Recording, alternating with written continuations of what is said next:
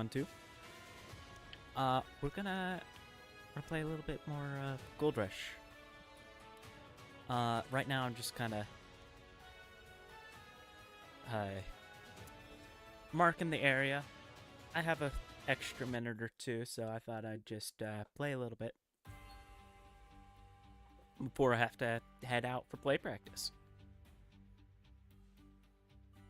So, here we are, and here we go.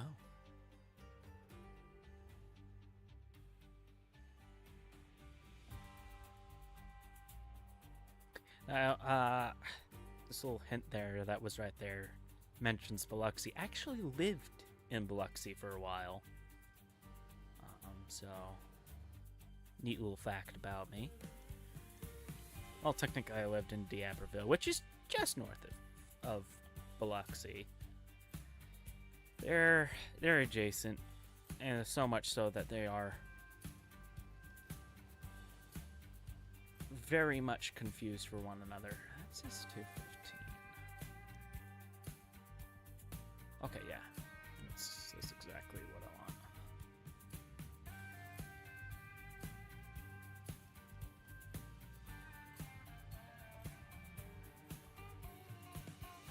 So yeah, it's going to be a lot of back and forth with this one. I usually try to go for at least the middle bits. There is an achievement if you do 90%, but that requires going like every couple inches, and I don't necessarily know if I feel like doing that. I did a little bit of it last night just on my own free time, and it was rather tedious. So we'll see. We'll see.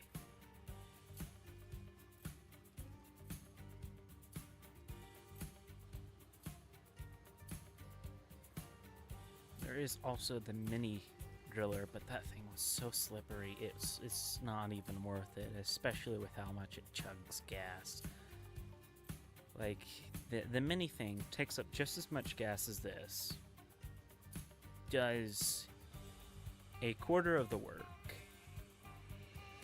and runs out of gas 3 times faster. So, definitely not one of their best DLCs, to be honest. But hey, who am I to judge? Just, your average consumer actually paid for the DLC and was severely disappointed by it.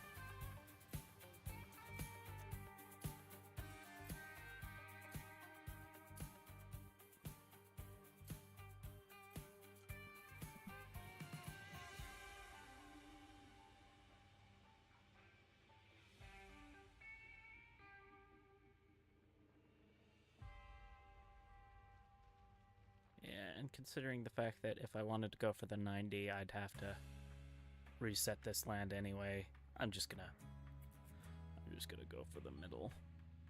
Only small thing is, if I drill more holes, it does technically give me a higher chance for gold nuggets, but I think I'll be fine. I namely just want to know where the big pockets of gold are. I mean, not that I'm gonna necessarily go hugely on that. I've kind of been wanting to do big clear outs. I was doing it on my last save, but that got deleted with the change from Gold Rush to Mining Simulator, because, legality issues. Despite them having set up with Discover and all that, they wanted to continue, and Discover didn't. And so, apparently that means they have to change the name. Screw you too, Discover. So yeah, we're just chunking along, doing our drill surveys. If at any time you feel you want to just see what we're at, just give me a little notice, a little shout out. I probably will pull up the gold map at random points. Ooh, 17. 17, not bad.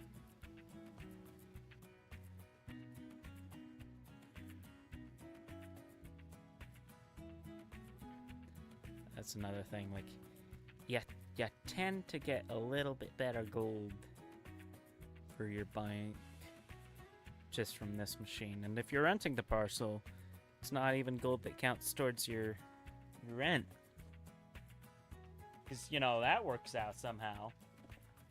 I hope they don't patch that. It's hard enough already to get buy the parcel and all the equipment. Especially when you're constantly fixing things.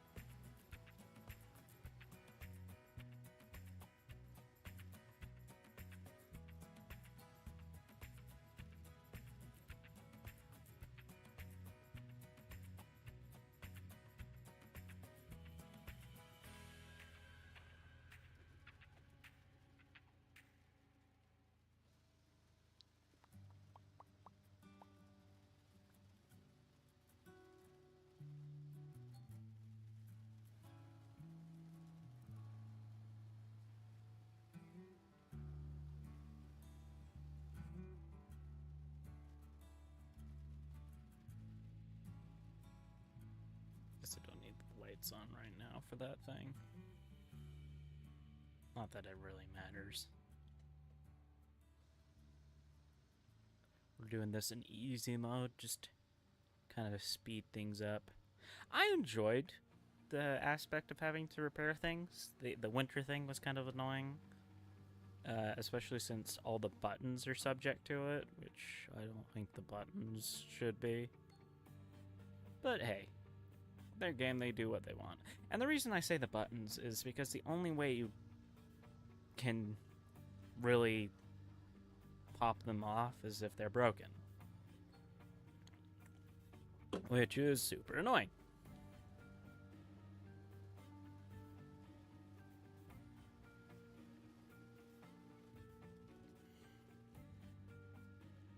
I don't know, I may end up deciding again that I want to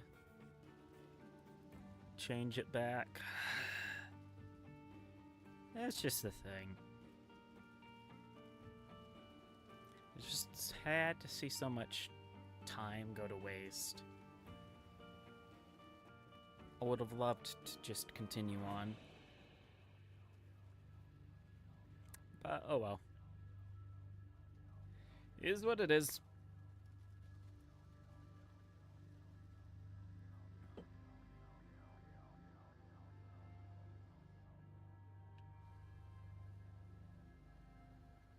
Beggars cannot be choosers.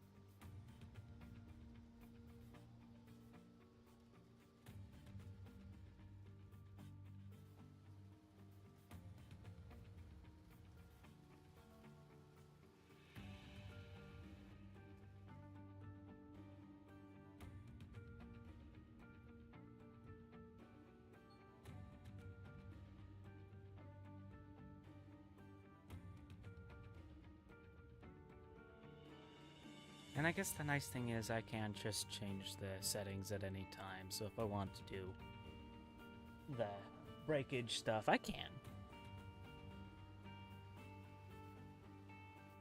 I just wouldn't be able to go back. Might be nice when I'm a little bit more settled into the game, caught up to where I was.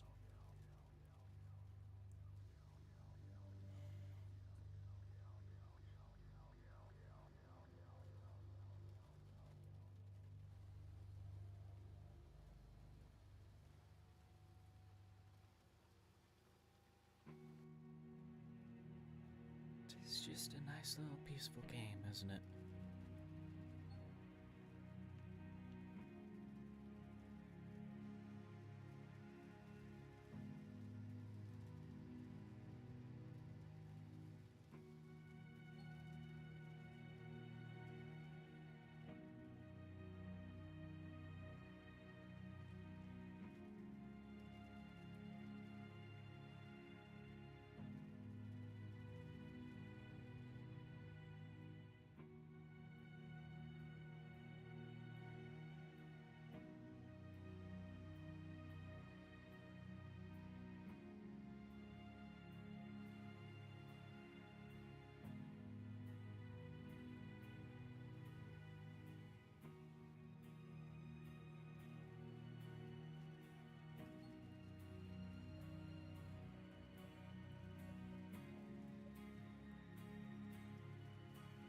I don't know. I might not try for that because some of that looks just so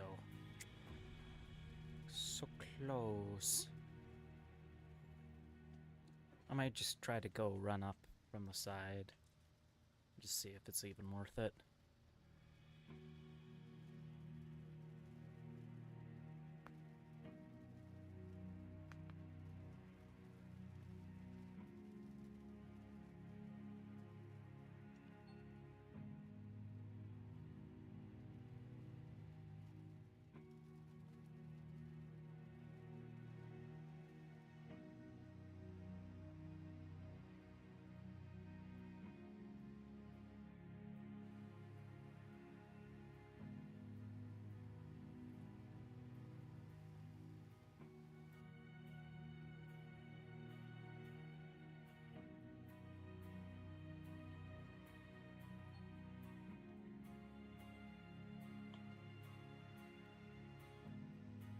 Yeah, I do think that's what I'm gonna do, though. Just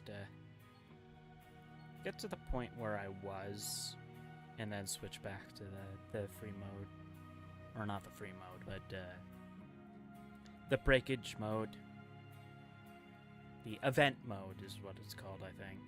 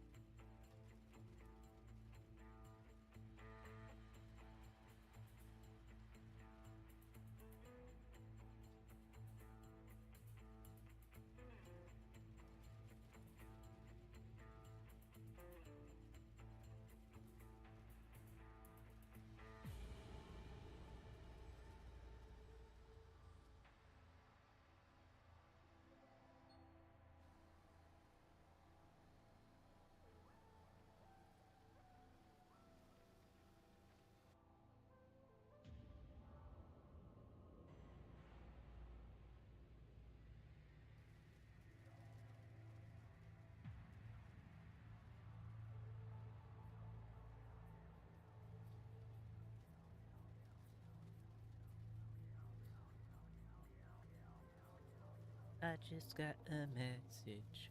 I just got a message. I just got a message. I wonder who it's from. Who's no one? It was just a random notification.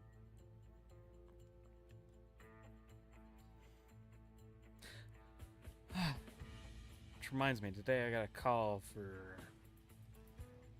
somebody called Deborah Burnett who keeps giving my number to people he owes money to. And he's done that ever since 2012 when I first got the number. And, you know, it's been 12 years now. You think he'd stop. But no. Like, low-key, I hope they catch this guy, because I'm sick of getting tired of getting his calls. Man's in debt with a lot of people.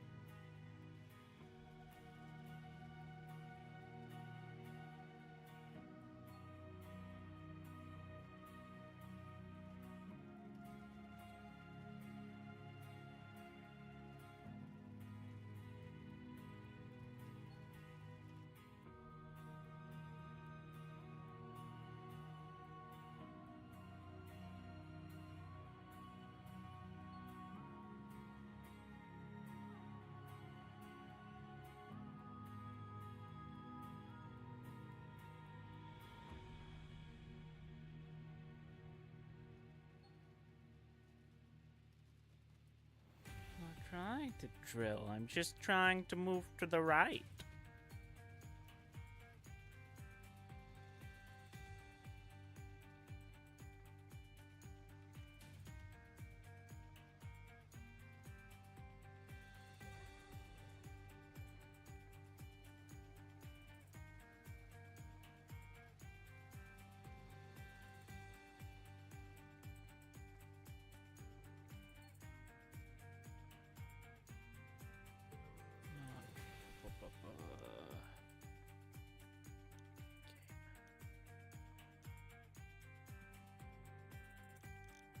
Alright, difficulty language.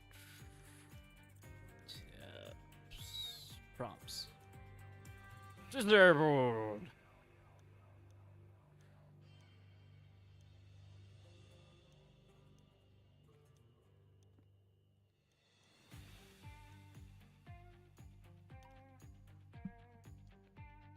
Yeah.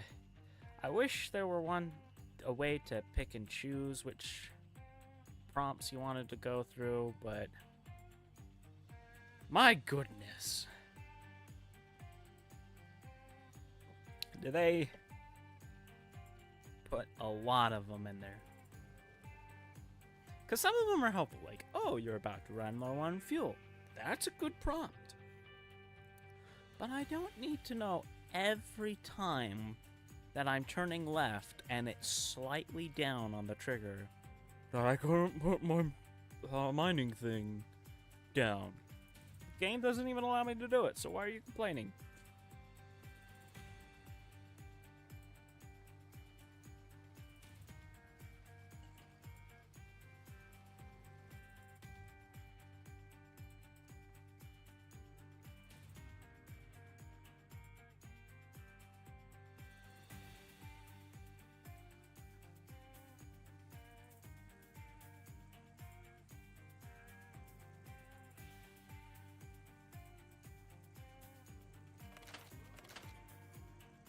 Oh, those satisfying crunches.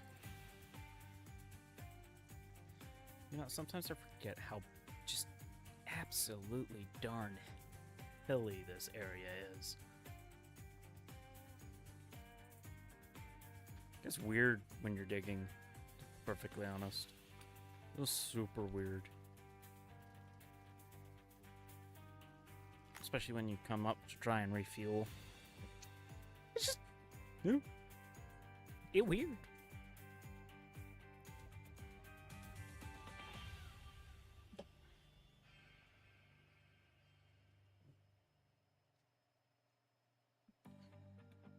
Nine, 8, 7, 6, 5, 4, 3, 2, 1. Ooh, finished refueling. I wondered which one it was gonna be.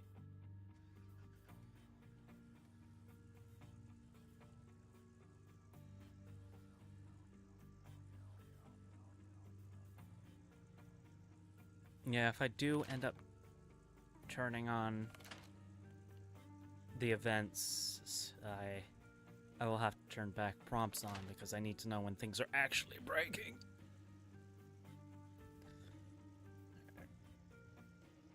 Sit right there. Turn that off. Go back to my drill.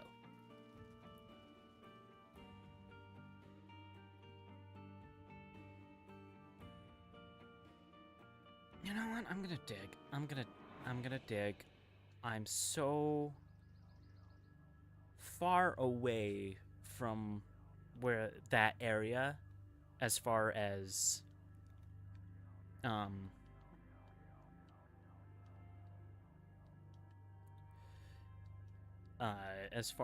like when I'll mine it, I feel if I break it into chunks, it will be a little bit more bearable.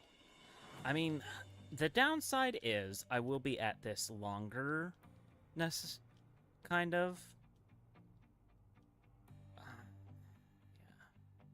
I'm gonna leave 2. It's gonna be some good dirt for when we have better machines. I just wanna leave that. Obviously, we're not gonna get to near half of this, but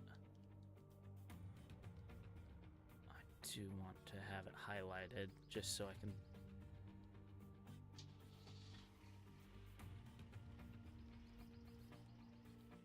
see rough abouts. We shouldn't leave that idling, but probably do another block here. I don't know, I just like to have the space and then I come loop around. I like doing kind of like a dig out. But yeah. Is that really how much gas we've got? Okay, yeah. I'm taking a trip to the town. Gonna get some gas and some beans to make more gas. But not the kind of gas you put in your truck. It's not diesel.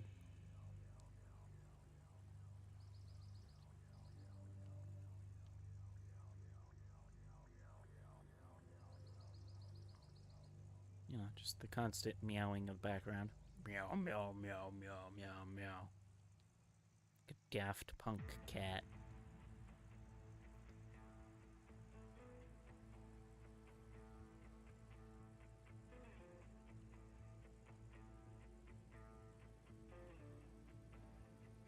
And you know, while I do have all this gold, it will take forever to smelt until I have enough magnetite to actually make the blacksmith decently usable, so we're hitting two birds, one stone here. Two birds, one stone. I don't get sick of drilling, and I can do a little bit more. And, gives me time to actually be able to smelt the crap I have.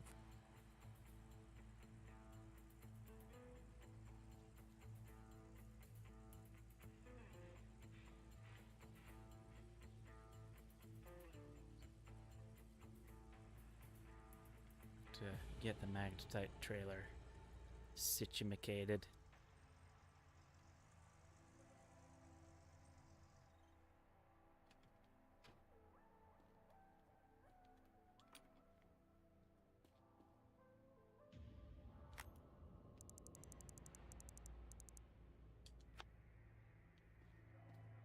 Nice.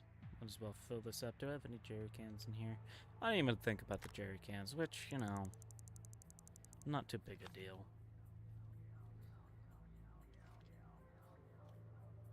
I believe there's a fast travel that I need to unlock here.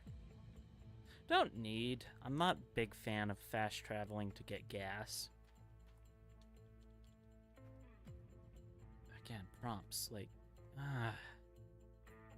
there's some useful ones that I wish you could just set which ones.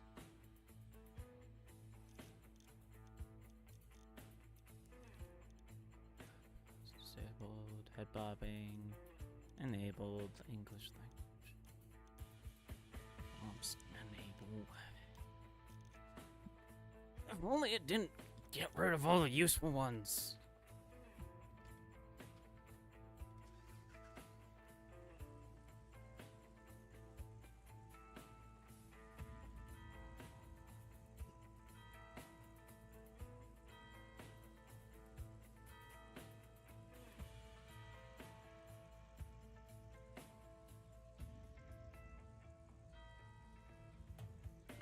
Turned a little bit early, but hey, it's okay.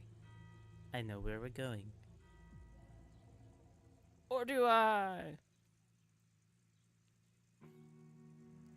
I turned way too early. And floor it.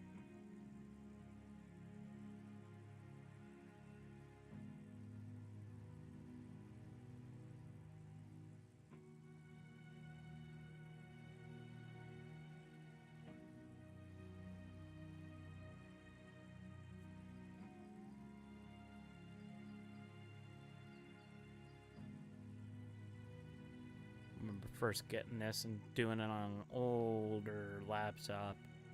Take forever to load between segments. Yeah, I'm very grateful for having a nice GPU now.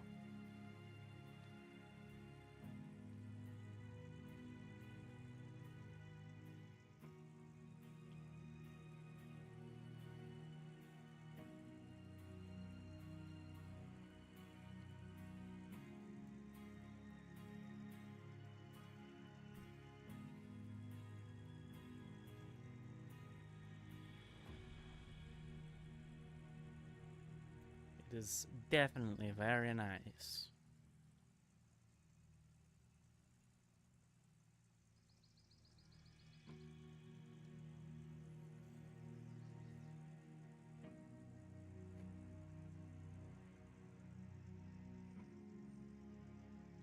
Just gonna refuel this.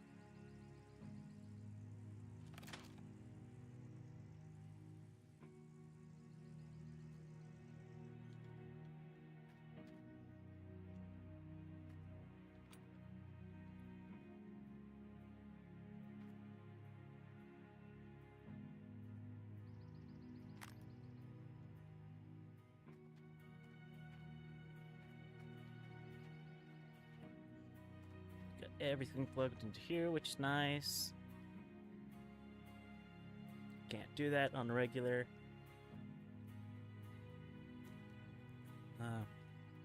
On an events game, I should say.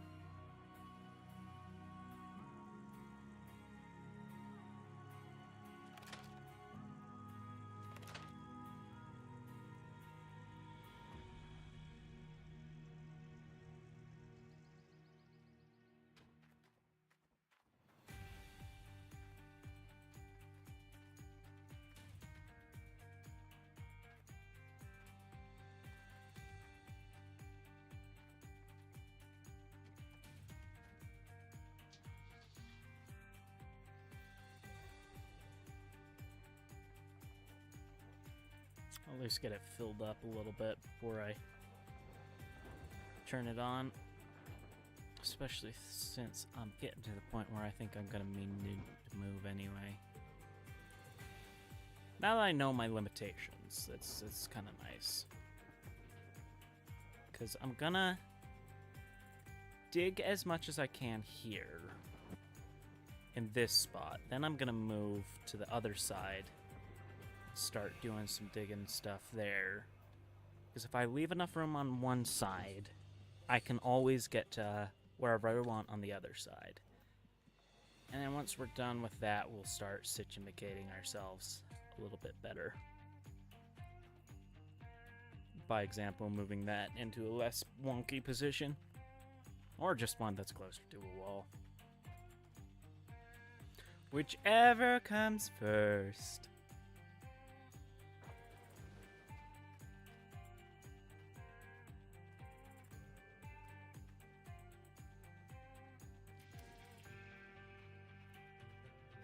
His own little duplex jig there.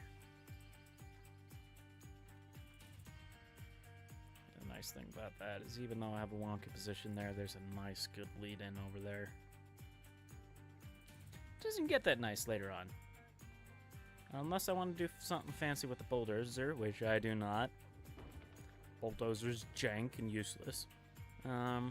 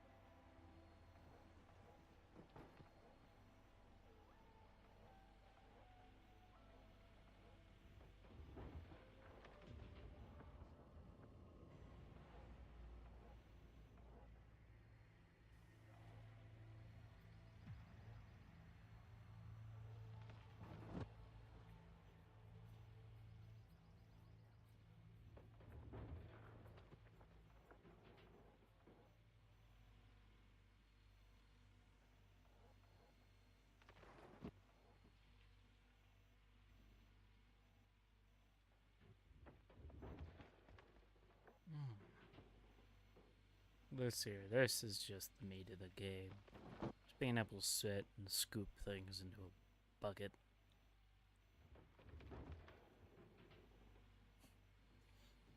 Getting into the big excavators and such. Like, Loki, I would love...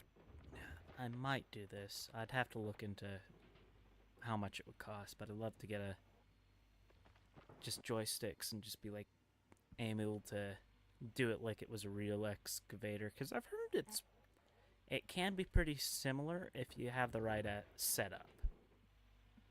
I'd have to ask a friend of mine to walk me through that.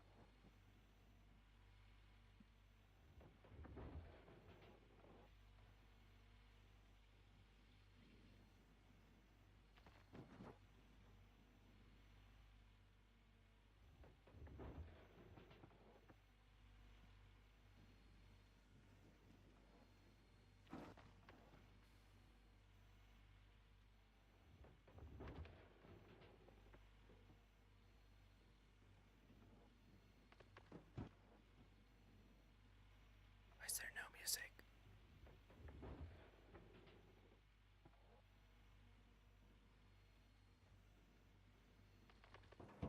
Wait, hold on. I'm just gonna do a thing. Salutations and whatnot. Hello, Sorens. How you doing today? I hope you're doing good. Just gonna do zero music, and then here. Going to YouTube.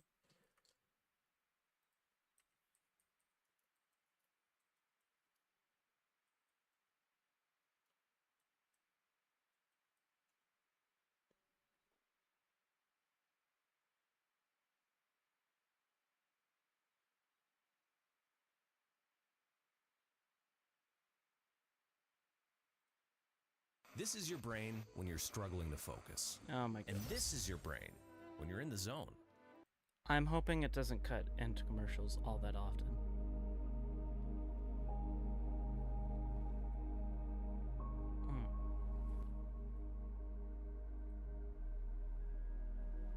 That sounds nice. I like that. Doing alright. I am doing great. I got some play practice later tonight where I'm doing some tap. Super excited for that. I love tapping. It's fun. And the character I'm doing, Chef Louis in Little Mermaid, super fun role, so I feel like I'm getting the best of both worlds. Being able to do tap in the chorus for some scenes, and then being able to like go on and just like belt out a super animated part. Oh. So yeah, needless to say, I'm doing great. My niece performed her show over the weekend it's her first show, and I went and saw it last night. Oh my goodness, she was just so good. I was very impressed with her acting talents, especially at so young. Very, very well done.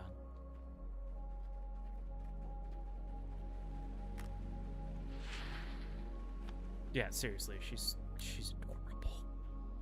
She's absolutely adorable. Alright.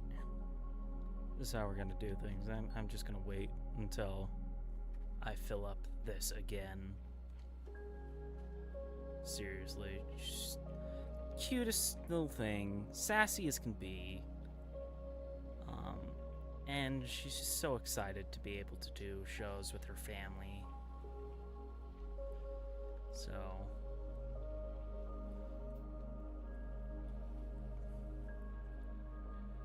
that was good.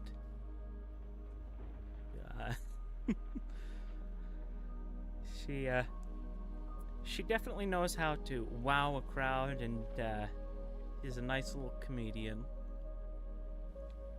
As far as other things going on in my life, I don't know if I mentioned this last time or not, but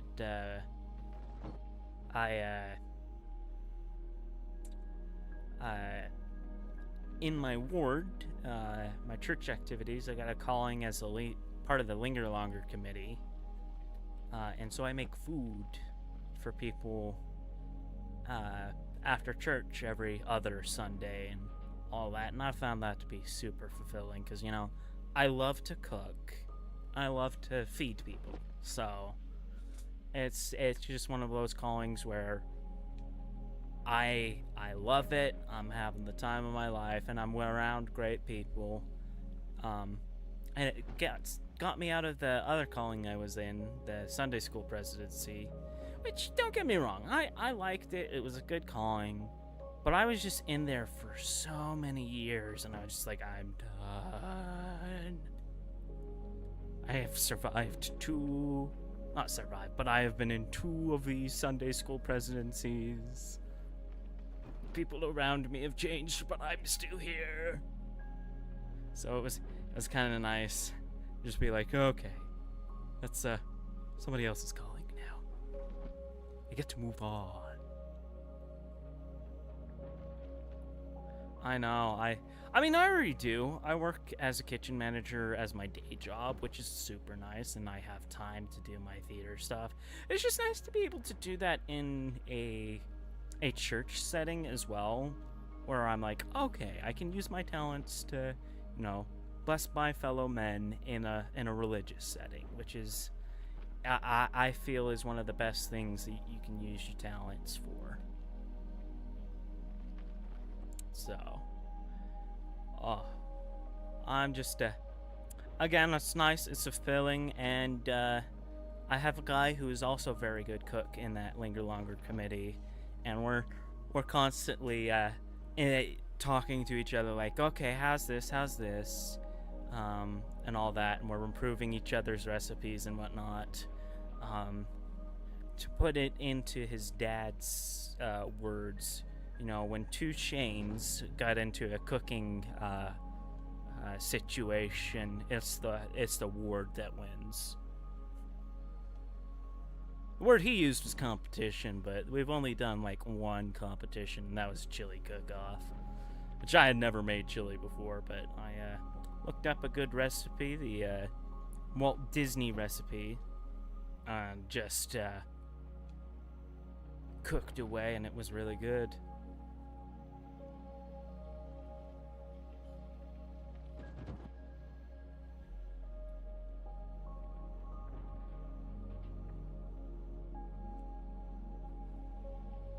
Oh, seriously, what I did was Walt's chili, and it's like like most chilies are nice and sweet.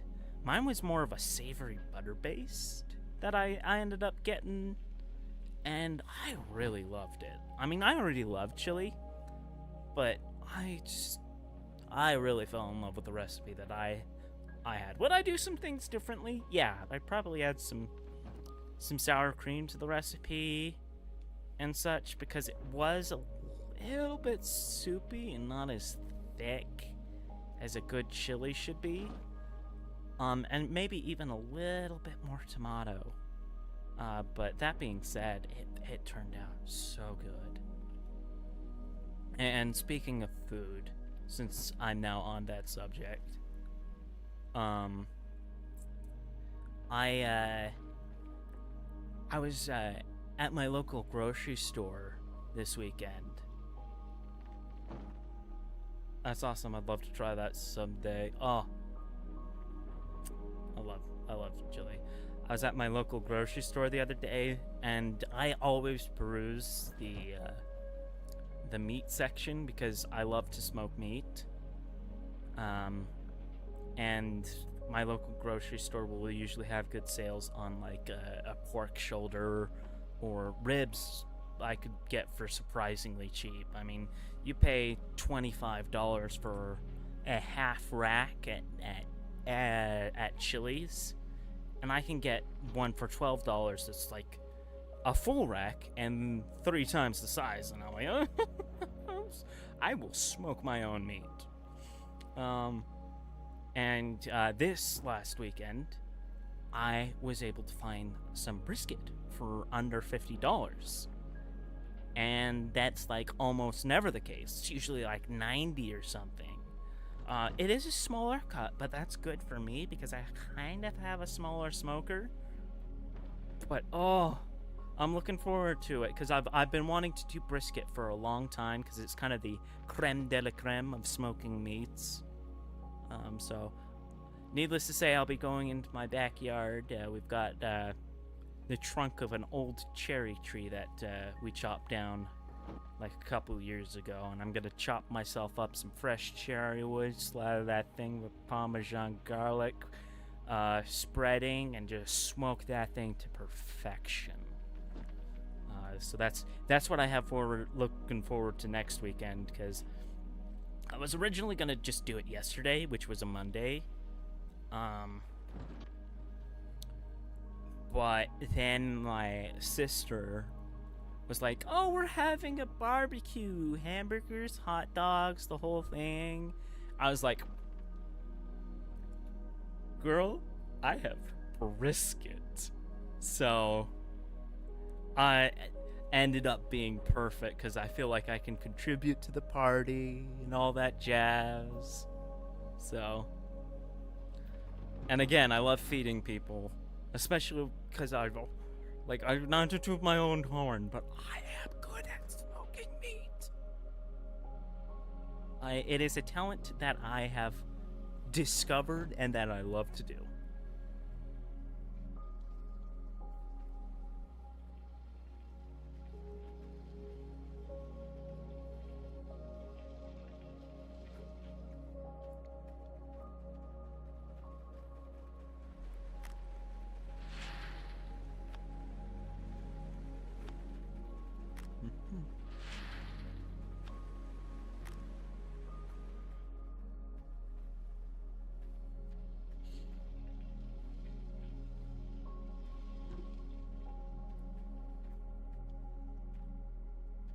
But yeah, anything specific from your week you'd like to share?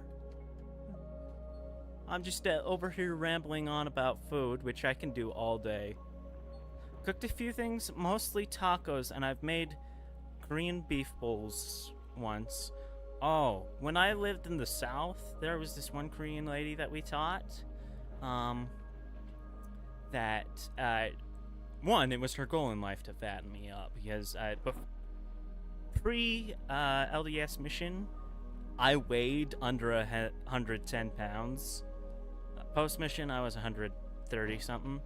I'm now up to a healthy 145. So I'm now within my target weight limit, which is nice.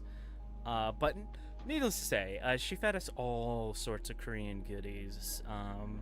And she had Korean tacos, which is like they'd use this rice paper thing and wrap up all sorts of just stuff, and it was delightful. That being said, she fed me so much that it was just I was overbloated. So while it was good, it was too much. It was just too much. And you know, there was at the time this culture within the missionary Church of Jesus Christ culture for the missionaries to you eat all the food that's laid down on your plate, and you know enough missionaries get sick over the course of 100 years. They finally started putting in the handbook. Okay, you can refuse food, especially when your health is at risk. Please, please keep yourself healthy. So there's definitely been a change in the culture on that since then. But again, it was good. It was fantastic. It was a lot.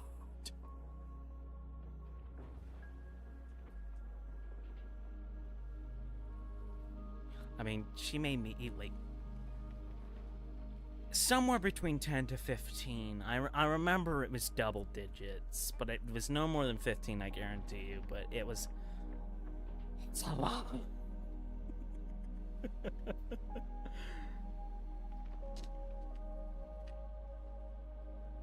But yeah, that being said, there were plenty of recipes I got down there. I got myself one of my favorites, and my family's favorite is my red beans and rice that they've nicknamed the Shane rice, which I can't take credit for because I actually got that recipe from another. I actually full-on traded recipes with another person to be able to do that, and yeah, it's just one of those things. Yeah, there's a lot going on there,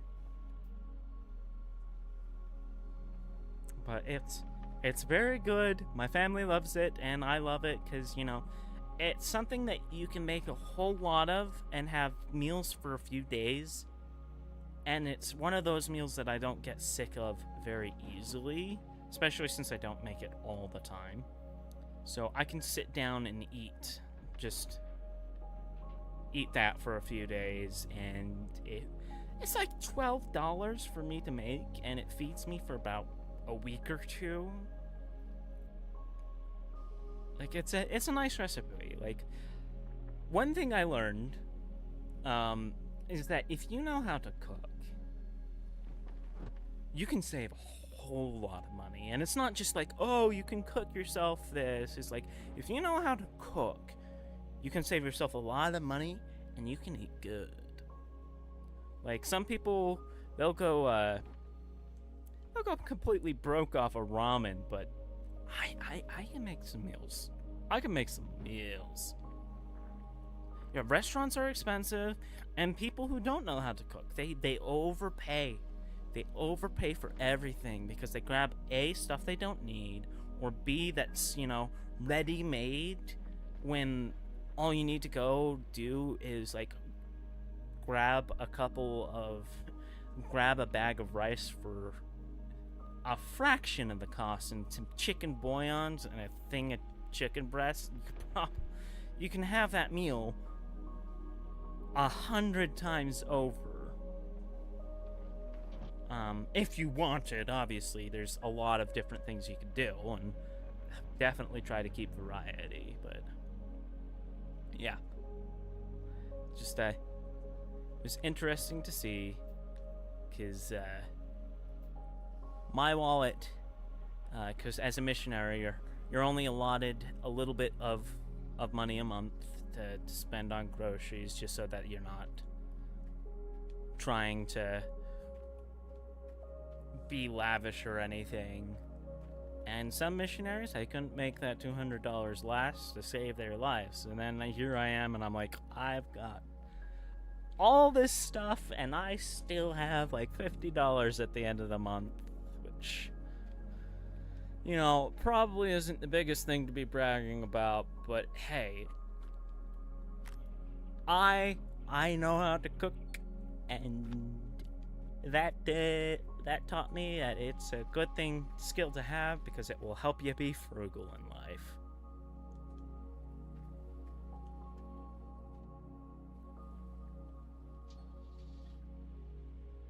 Also, just going back to the smoking meats, it has completely ruined most of the restaurants, for me, because I'll, like, again, with that Chili's example with the ribs, I tried their ribs just because I'm like, okay, now that I've actually learned how to smoke ribs and such, I want to try it. And, you know, for as expensive as it is, and for the tiny portion you get, obviously it's a ripoff right there. But it's just not any good either. It was dry. It was just poorly marinated. Oh. And you know what? I kind of feel the same way because I need motivation to cook. And that's another reason why I'm glad to have this calling that I do in my ward. Because it really does push me to actually make some food.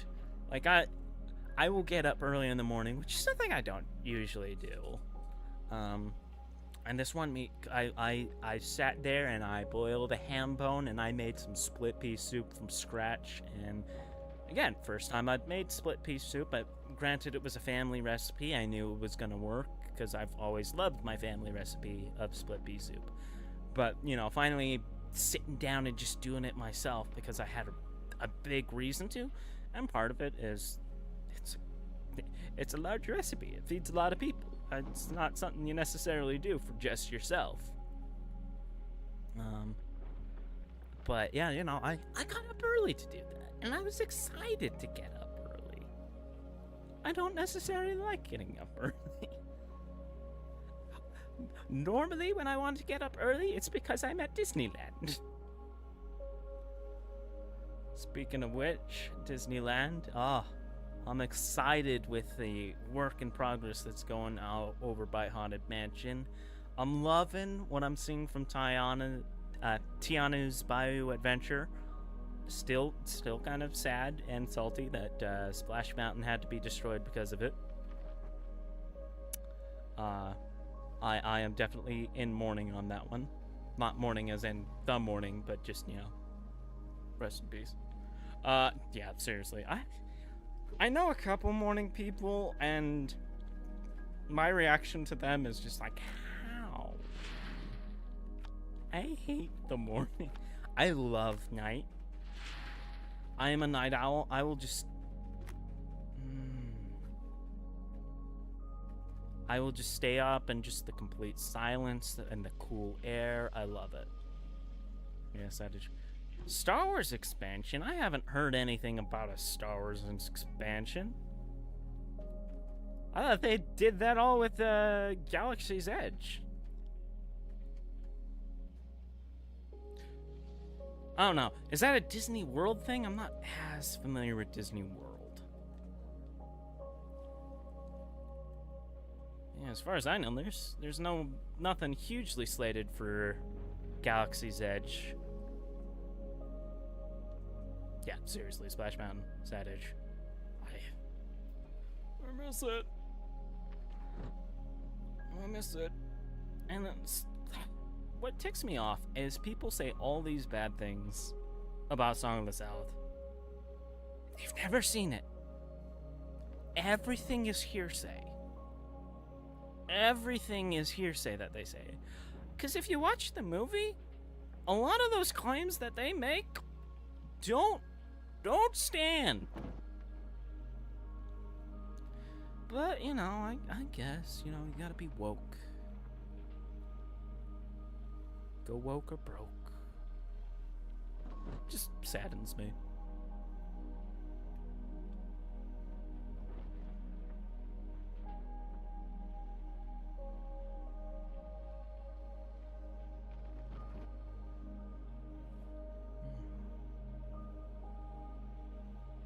But again, I am just saying they were expanding Galaxy's Edge. I don't know. I haven't heard anything about it. I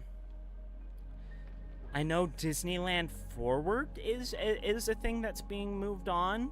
And while they haven't specifically announced anything official on what that's going to be, I could imagine them adding on to Galaxy's Edge, because that is kind of the area that they're doing the expansion, the left side of the park.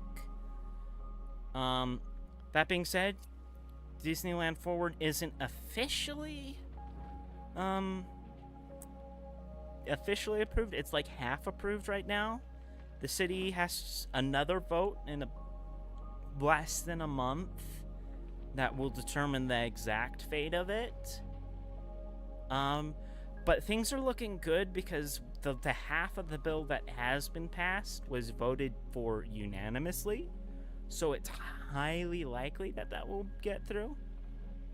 That being said, other things that I know that are expanding is I know in Animal Kingdom they're expanding the dinosaur area and retheming it to be more of a Central American thing.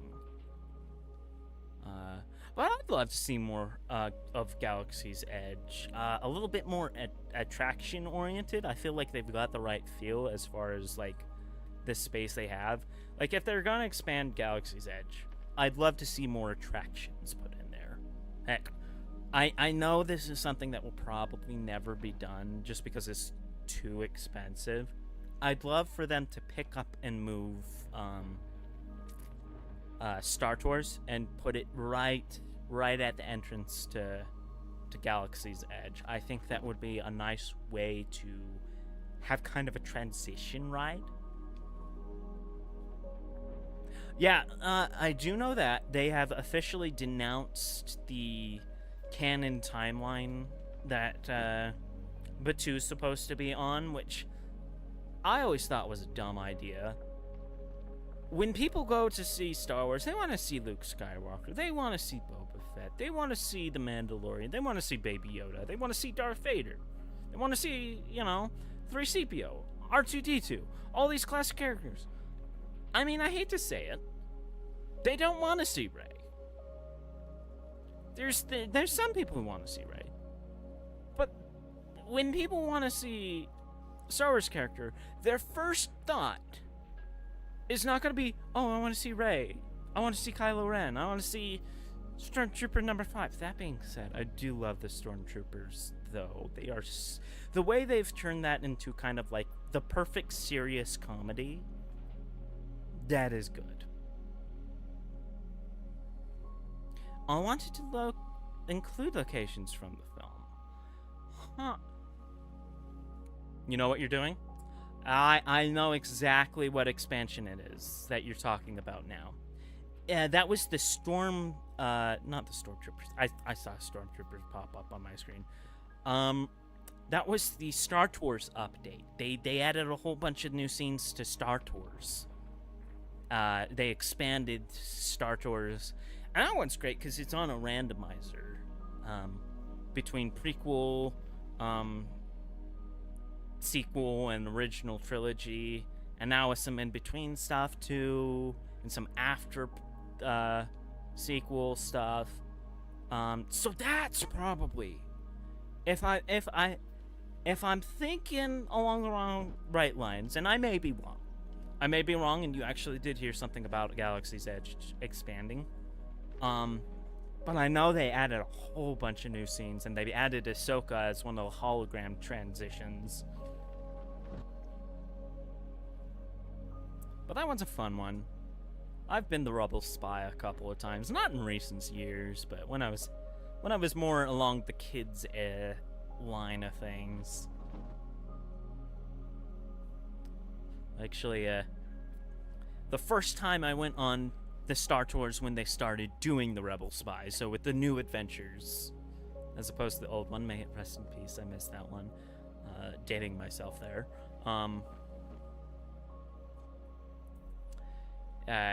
The first time I actually got the Rebel Spy, and there was a t-shirt that I had already seen in the store that says I am the Rebel Spy, and I'm like, okay, I'm not gonna buy it unless I get the Rebel Spy. And that first time I get the Rebel Spy, I'm like, okay, I'm buying it. This shirt's gonna tell a story now. And then I actually wore that shirt on the ride like the next day, and I got the Rebel Spy again. It was hilarious. But seriously, I could talk Disneyland stuff for hours. Especially, like, I have this guy who I check with. It's Fresh Baked, and he does weekly park updates at Disneyland where he like goes in and films the construction, what's going on, gives you the tidbits on like this is what's happening, this is why it's happening, and you get to see all the construction stuff, and he'll find like the perfect vantage points to see over the walls, the stuff that they don't necessarily want you to see but is there. And I love that stuff. I love backstage stuff. I'm absolutely thrilled, so I'll watch him, and I almost always know what's going on in the world of Disneyland. But yeah, Fresh Baked, I watch him on YouTube. He does those updates every Monday, and I watch them like clockwork.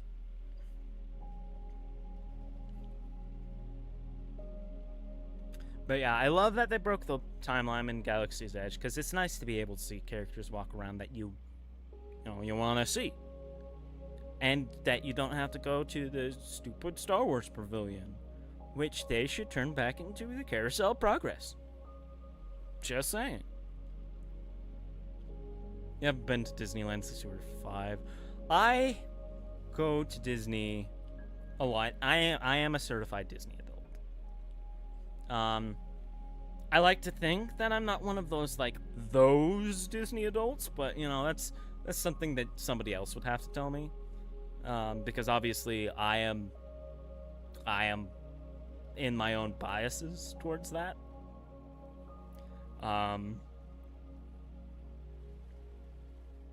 Obviously. But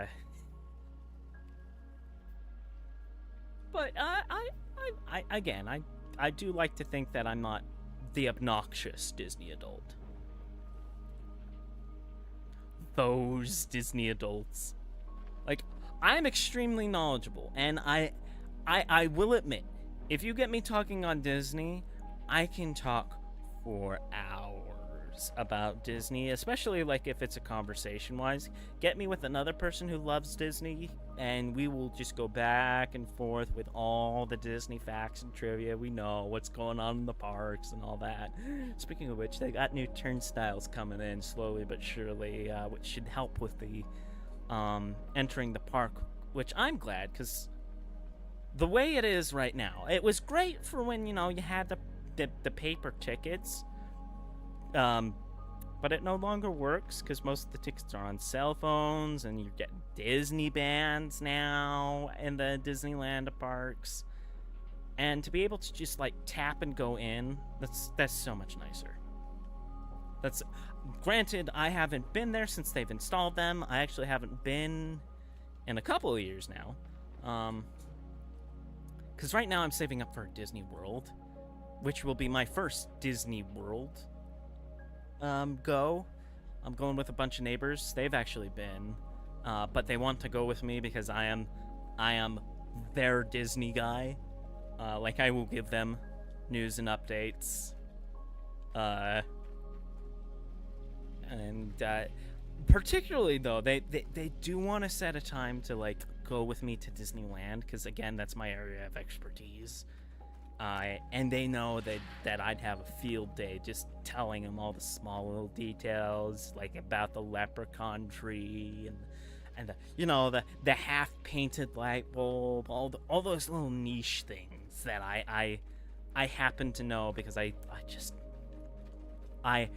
love doing research about the rides and the lore.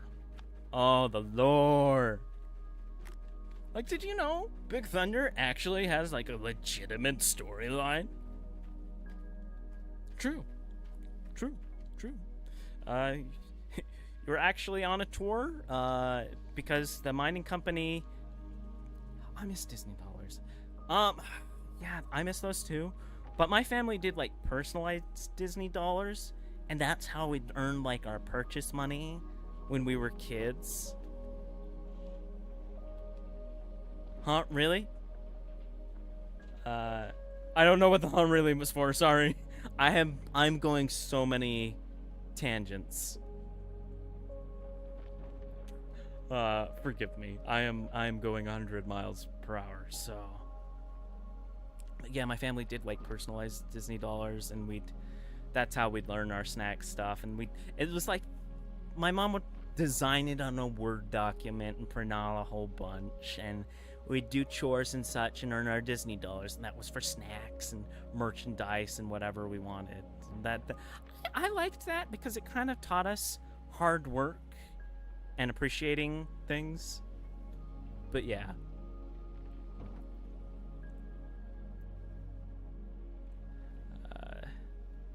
Yeah, I'm super excited for my Disney World trip. It's gonna be next summer.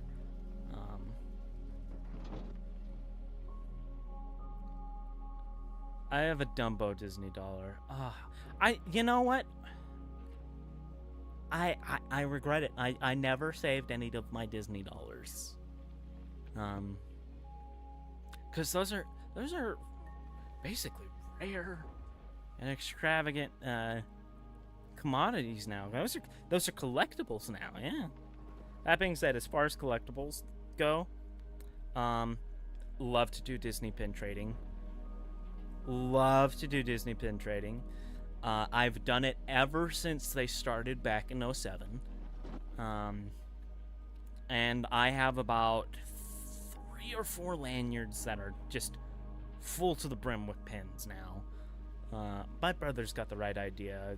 What I really need to do is like a cork board and put them on there. But I like having the different lanyards with the different designs. My first one was Pirates of the Caribbean. I got myself a Haunted Mansion one.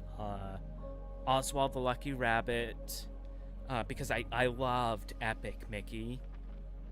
When it came out. And the whole fact that of Oswald's story of being, the Walt's lost, practically stolen property, and being able to finally return home to the Disney company. I loved that story. So I have that to honor him. But yeah, I love Mickey Mouse. In fact, I can do his voice somewhat decently. Hi there. Let's go digging into the mines. It's one of the few voices I can decently do. I love Mickey Mouse. I love Winnie the Pooh. Which one of my bucket list items is to go to every Disney park in the world. Japan's Winnie the Pooh ride. Oh my goodness! If you haven't seen it, so good. You like to think you can do a good Goofy impression?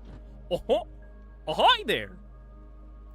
I have to have a good throat for that. Ugh, that one was bad. But yeah, I can also do a kind of good Goofy. I don't know. I dried out my sinuses the other week, and my voice just hasn't fully recovered from that. Oh yeah, the name's Goofy.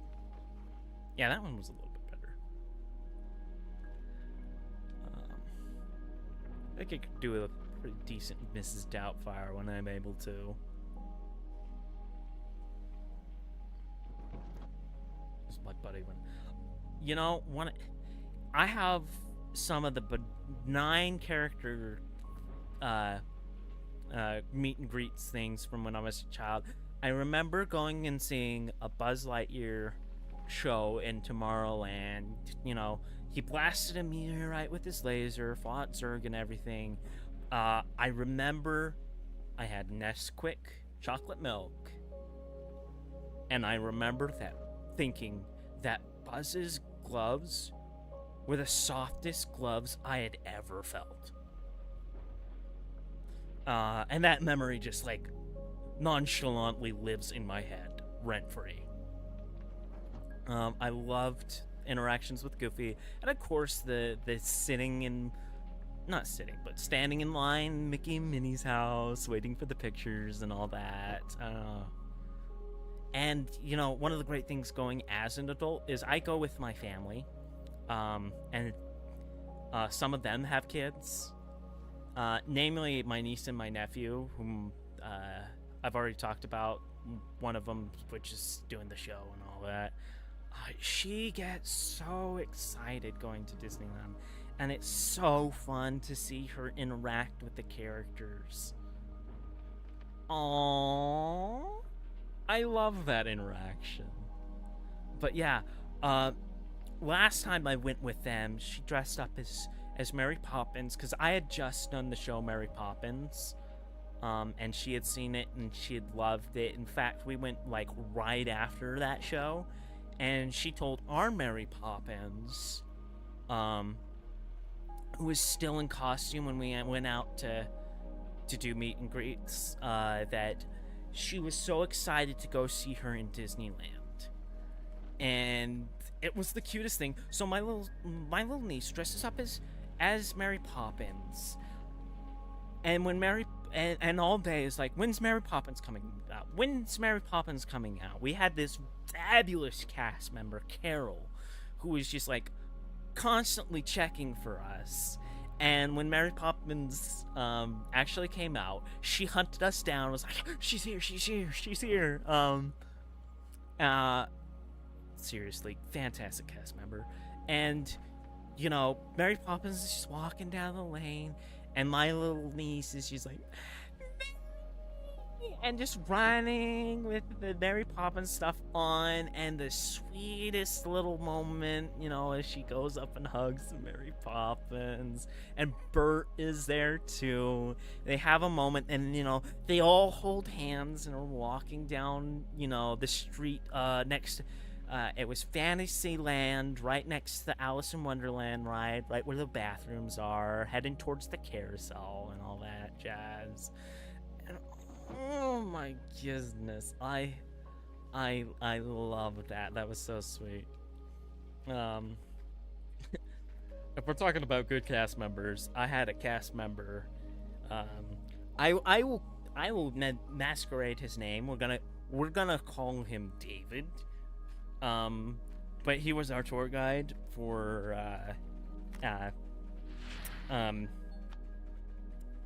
Davy Crockett Canoes.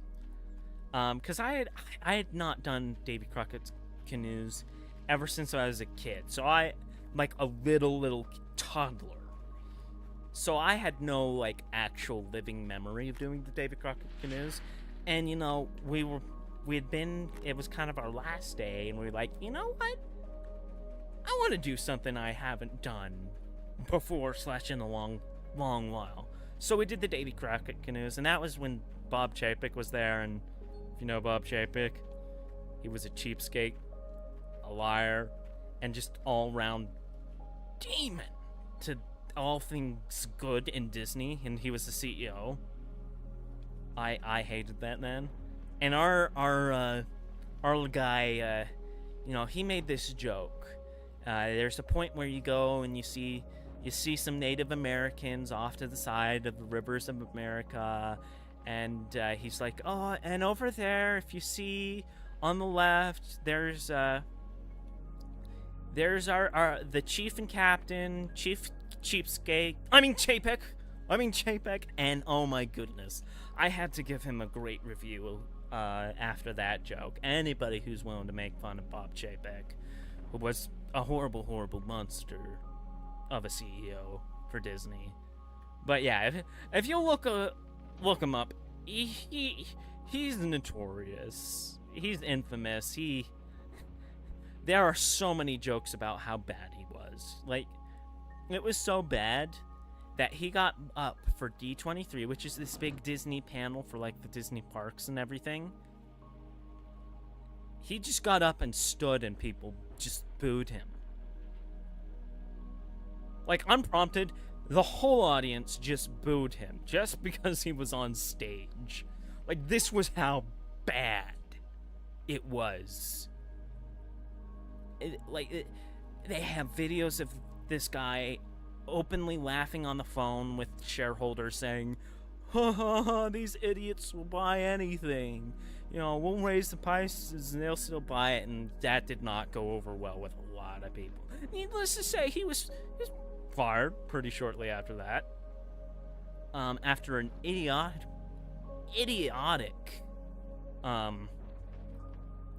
renewal of his contract that was unanimously voted, which lasted about 3 weeks before Disney stocks took such a hit that the shareholders that were in charge finally was like, okay, never mind, you're fired. We get the message now. But now Bob Iger's back and undoing a lot of damage that Chapek did, which Bob Iger's getting a lot of heat for, and unnecessarily wise, because like Chapek did so much damage that it's still taking a lot to be repaired. So and the reasons I remember so much of my Disney trips is because A, I went more frequently, and B, I have more trips to remember, and C, my family are very dedicated Disneyland fans. So when we went to a Disney trip, we planned. Like, that was part of the fun, just planning, okay, this is the route we're gonna go on, this is what we're gonna do, these are the things we want to do, and here's some extra time allotted for everybody to, like, just pick one thing that we want to do. We were so good at planning our stuff that we ended up having extra time most of the time. I loved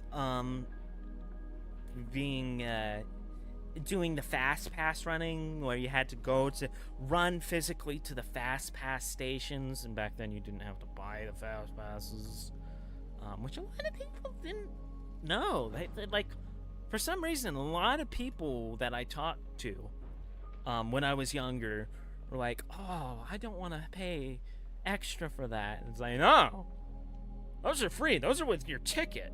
You just have to be there at the right time and like plan your day around being there at the right time to get the right ticket for the right time. Nowadays it's Genie Plus and you have to actually pay for it. I miss those days. And you know, I get it, they want to make money, it's so dumb. I do remember the 4D rides because they scared the hell out of me. It's Tough to Be a Bug, I loved that one. Honey, I Shrunk the Audience, Captain Nemo. Oh, I loved the 4D shows. And of course, the best of all time, Star Tours.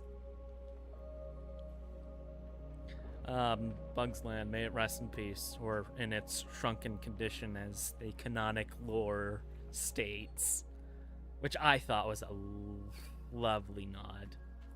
I didn't even realize how low I was on gas. Oh! The Lilo and Stitch one. So you didn't go to Disneyland, you went to Disney World. Oh, okay, yeah. That one's notorious for being horrifying.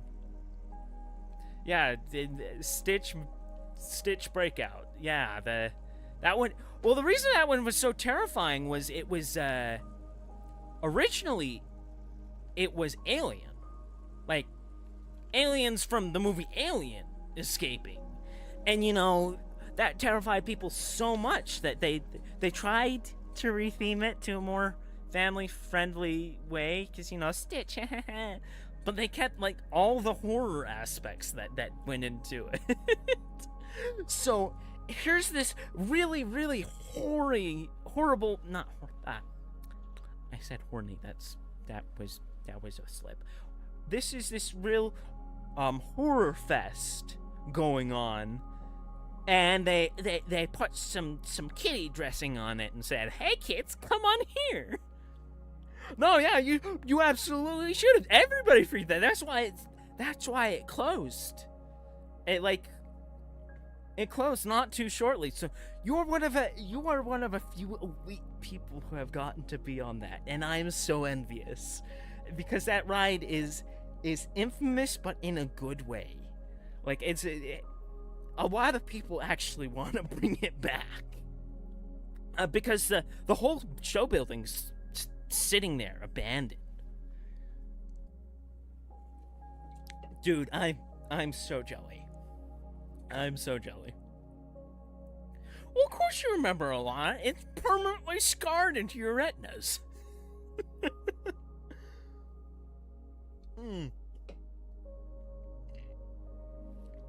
But I feel you. Like, I had the same thing with It's Tough to Be a Bug.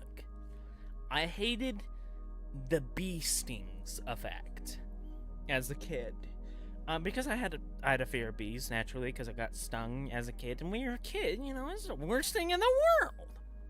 Heck, even as an adult, I got stung by a bee, and I'm like, oh, crap nuggets. I hate bees. Well, more precisely, wasps. I actually kind of like bees. But, you know, I get nervous. And this part where the bees sting, and what it is they have a little motorized thing where a thing kind of just like pushes you a little bit, and you know you're in that mindset that it's actually stinging you.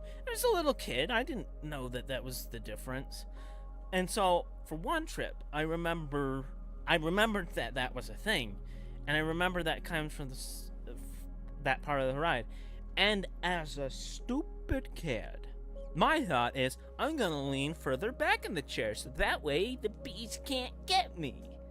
And, you know, not realizing that it was an effect coming out from the seats themselves. Needless to say, I got stung, and I remember that vividly. I learned my lesson the next time, and by then, I had a concept of what effects were and how they worked in a loose sense. I know a lot more now because I'm an adult. I've actually been at a job where I've made special effects of that type and caliber. So I really know that now. But yeah, as a kid, I made the foolish decision. Another one, and I'm so glad. I'm so excited to go see this again because it's still in Disney World. Muppets 3D. That was a 4D show that I absolutely loved as a kid. You know, as a kid, I loved the Muppets. Heck, I'm an adult, and I still love the Muppets. More specifically, Statler and Waldorf.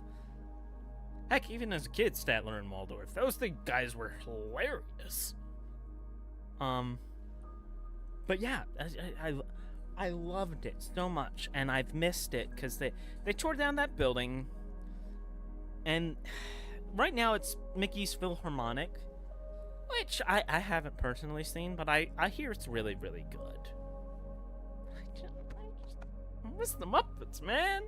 So I'm excited to go to Disney World where it's still alive and see that and just kind of like rekindle that little bit of my childhood that has been lost to me, because I really do that. I do love that.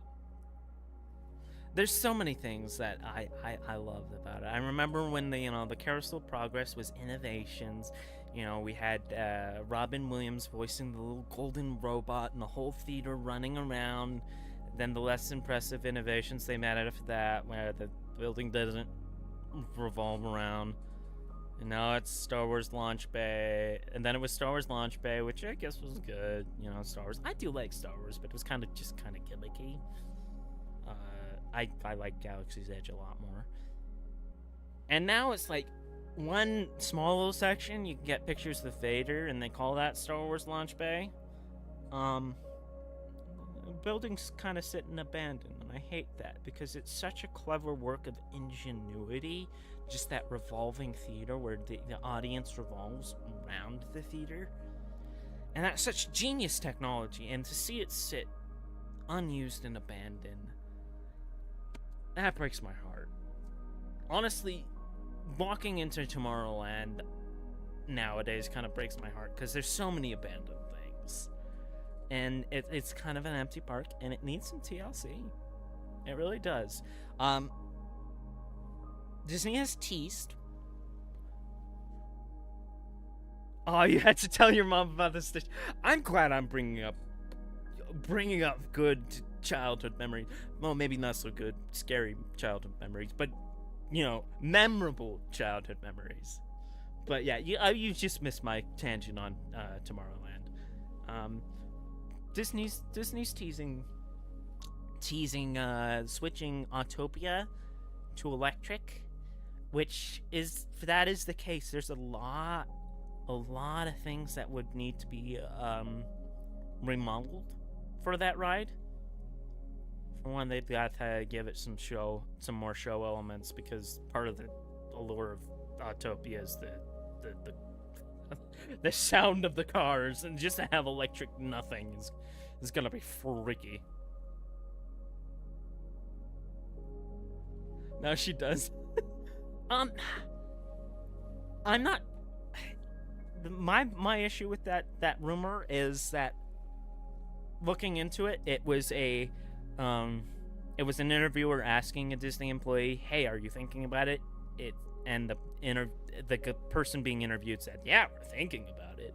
But a little bit more information has leaked, and I don't know if that's official or not. But projecting that eventuality being within the next 5 years. But if they do, that means Autopia is going down, and it's going to go under renovation. They're going to be able to do stuff.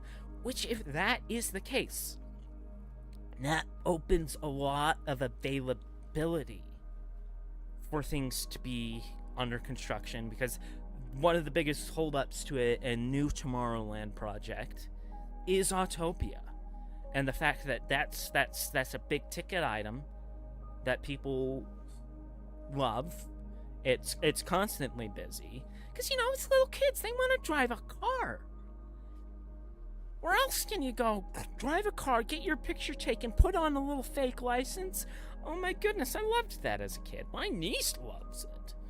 And all that jazz. I love being able to go with my niece on that.